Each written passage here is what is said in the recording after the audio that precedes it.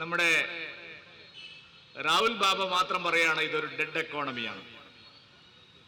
രാഹുൽ ഗാന്ധി എന്തൊക്കെ പറയുന്നു നിങ്ങൾക്ക് മനസ്സിലായല്ലോ.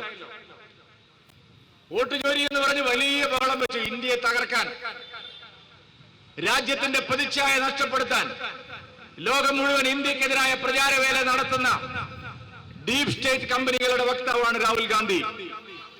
അർബൻ നക്സലുകളുടെ തോഴനാണ് രാഹുൽ ഗാന്ധി.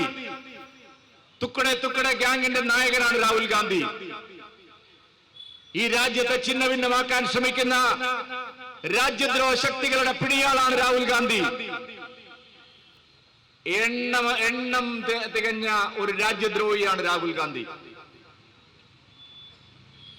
എണ്ണം പറഞ്ഞ രാജ്യദ്രോഹിയാണ് രാഹുൽ ഗാന്ധി.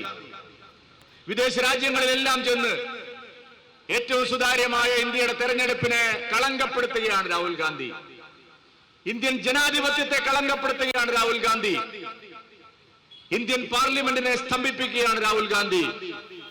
ഇന്ത്യയുടെ വളർച്ചയെ തടസ്സപ്പെടുത്താൻ ശ്രമിക്കുകയാണ് രാഹുൽ ഗാന്ധി.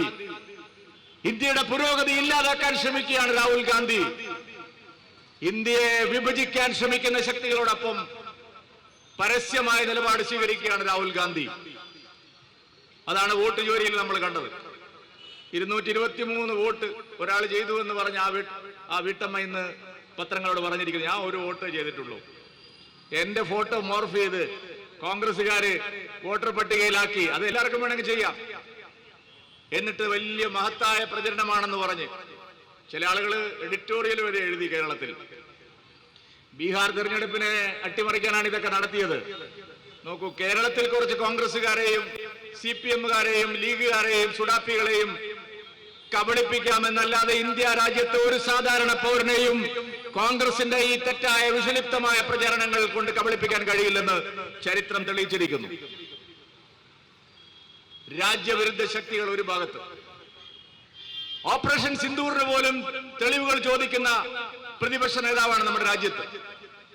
പാകിസ്ഥാൻ പോലും സമ്മതിച്ചു, ഞങ്ങളുടെ സൈനിക കേന്ദ്രങ്ങളെല്ലാം ഇന്ത്യ ആക്രമിച്ച് തകർത്തു, രാഹുൽ ഗാന്ധിക്ക് തെളിവുകൾ വേണം. അതാണ് ഒരു വശം. മറുവശത്ത് ആരാണ്?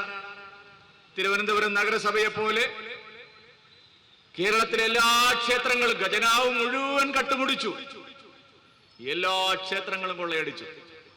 ശബരിമലയും ശാസ്താംകോട്ടയും വൈക്കത്തപ്പനും ഗുരുവായൂരും ബാലുശ്ശേരി കോട്ടയും അങ്ങനെ അറിയപ്പെടുന്ന എല്ലാ ക്ഷേത്രങ്ങളിലെ സ്വർണവും വൈരവും എല്ലാം കടത്തിക്കൊണ്ടുപോയിരിക്കുന്നു.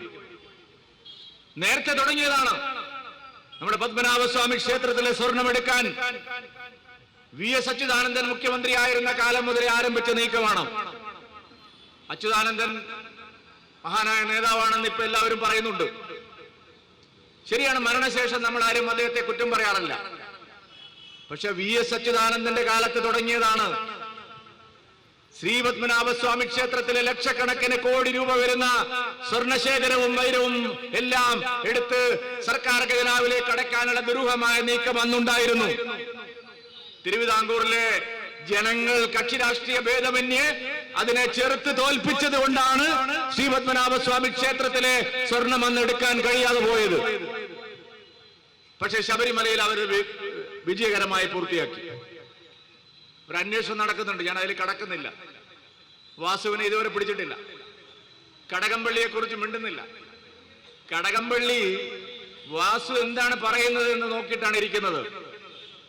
വാസുവും ശങ്കർദാസും പത്മകുമാരനും എല്ലാം അറിയുമെങ്കിൽ എല്ലാം കടകംപള്ളിക്കും വാസവനും അറിയാതിരിക്കില്ല. കോടിക്കണക്കിന് രൂപയുടെ സ്വർണമാണ് എടുത്തുകൊണ്ടുപോയിരിക്കുന്നത്. പണ്ട് കാലത്ത് ഔറംഗസീബും മുഹമ്മദ് ഗസ്നിയും മുഹമ്മദ് ഗോറിയും അക്ബറും ബാബറും ക്ഷേത്രങ്ങൾ കൊള്ളയടിച്ച ചരിത്രം ഇന്ത്യ ചരിത്രത്തിന് പറയാനുണ്ട്. വലിയ കൊള്ളയാണ് ആ രാജ്യം മുഴുവൻ നമ്മൾ അന്ന് കണ്ടത്. കേരളത്തിലാണെങ്കിൽ അങ്ങ് മൈസൂരിൽ നിന്ന് ശ്രീരംഗപട്ടണത്ത് നിന്ന് ടിപ്പു